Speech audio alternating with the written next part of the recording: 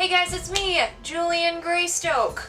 Today I am wearing my Midna and Zelda shirt. And yes, it is super dark in here because I'm still filming at nighttime, but Kinshu is here, so everything's okay. See? She says it's all okay. So today we are here to talk about fantasy, in particular some fantasy books that I feel are underrated and are overlooked. I made me a little list. It's pretty short because I don't have too many fantasy books that I could think of, which probably means I read too much mainstream shit. Oops. Obviously, the first on my list, you all saw it coming, but that is the Becca Cooper series by Tamara Pierce. Some of you may be going, but we know Tamara Pierce. We read The Song of the Lioness. What more do you want from us, Julian? Well, if you read The Song of the Lioness, you are only scratching the surface of what Tamara Pierce can bring to the table. By far her best series is the Becca Cooper series, and it is the one that I see talked about the absolute least. Do yourselves the favor of going to check it out. The books star Becca Cooper, who is a young woman who is a provost's dog, which is a policeman in this fantasy city in Tortal. And she is also a chosen of the death god, the black god. Because if you know Pierce's work, she often has characters who are like chosen of certain gods. And it's great to see sort of a regular person, because many of Tamara's characters are mages or have some magical abilities, and Becca is a lot more of just like an average person just trying to do their job. And each book ramps up and gets better, and I just reread Mastiff, and yes, it was as good as I remembered, and holy shit, if you like Tamara Pierce, you are not doing yourself any favors by skipping out on the Becca Cooper series. Go read them. I'm serious. Now that I got that out of my system, the next book on my list is Dealing with Dragons. This one is more of a middle grade book, but it is still really awesome.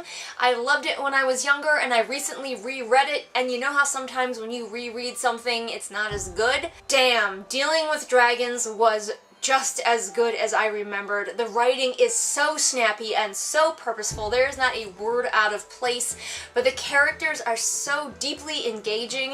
It is about Cimmerine, who is the not your average princess, but she came along before that trope was a really huge thing. Cimmerine leaves home and starts working as a dragon's princess. So essentially, she is a dragon's housekeeper. But being a housekeeper for a dragon is a little bit more entertaining than being a housekeeper for, like, a person. Trust me. There's dragon politics, there's curses, there's spells, there's princes who are coming trying to rescue Cimmerine, who does not want to be rescued. Cimmerine is the sass queen, and she has so much agency, and you really should not give this book a miss. I don't know how you'll feel about the next books in the series, and I wasn't as impressed with them as I was with the first one, but at the very least, read the first one because it does stand alone. Did you know the author of The Hunger Games wrote a series of books before The Hunger Games?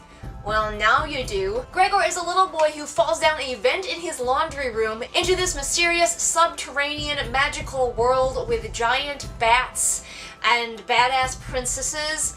And yes, the series can be a little bit predictable. There's a lot of prophecies, there's a lot of things that you could see coming, but it is all still incredibly fun to read. You get to see a lot of the early themes that will be later appearing in the Hunger Games, such as children who live in poverty, and oldest children who end up with a lot of responsibility on their shoulders, as well as how kids deal with war and violence. So definitely check out Gregor the Overlander. It's very fun and definitely worth a read for the enjoyment factor. Next up we have Serafina. Now, I really enjoyed Serafina, and I did not like the second book in the series too much, but the first one stands alone, and I really quite liked it. The take on dragons was interesting. Serafina as a character really charmed me in the first book, in that she's kind of a liar and tries to get away with stuff, and she's a flawed character. And she has this like uncle, I think, who's a dragon who hoards books, and so he like sits on a pile of books and is the cutest image that could ever possibly exist. So definitely go check out Serafina if you're into dragons and you're just looking for something fun and dragony and a little bit different to read. The next one on my list is Enchanted. This is another middle grade, but it is so worth your read even as an adult. It is a retelling of Cinderella, but it is very different and very unique. Ella herself is such a great character as she struggles. She is under a curse. There are fairies, there are giants, there are centaurs, there is a handsome prince, of course. And Ella is just one of the best female characters out there, so definitely check out Ella Enchanted. Not the movie though. Stop. So if you've only seen the movie, you know nothing about Ella Enchanted. The book is way different and a million times better. And finally, I would like to recommend a book called The Minister's Daughter, which is kind of around the witch trials. It focuses on two characters. One is a minister's daughter who is having some certain taboo issues, and so she goes to our other lead character who is working as an apprentice to the village cunning woman who's getting very old. And this girl is a Mary Begot, so she's sort of chosen of the fairies, or the Piskies as they're called in this, and she has a great tie to like the magical side of their world. And it's a flawed book, but I still really enjoyed it, especially because the lead character seems like she may very well be asexual, and she has a relationship with a male character later that is purely friendship, and I love it. They are precious babies, and I friendship them so ridiculously hard, I can't even stand it. If any of that sounds interesting to you, definitely check out The Minister's Daughter. There you go, guys. Those are my recommendations for lesser known fantasy books that you should definitely check out. If you have any questions or recommendations of your own, comment below and let me know, especially with those recommendations, because I clearly need to read more lesser known fantasy. I'm way too mainstream, guys.